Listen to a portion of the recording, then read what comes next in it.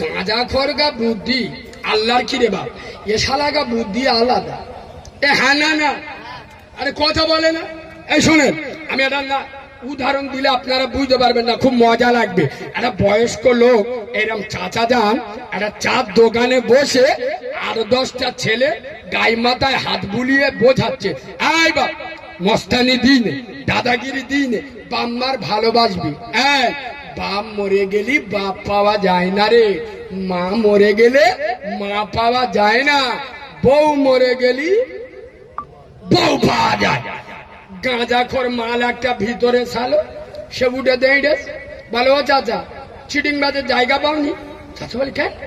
বলে পাগামি করুন, কি উল্টো পাল্টা বলতো? বলে কেন? বলে আমি বলছি শোনো, বাপ মরে গেলি বাপ পাওয়া যায়, মা মরে গেলি মা পাওয়া যায়, কিন্তু বউ মরে গেলি বউ পাওয়া যায় না।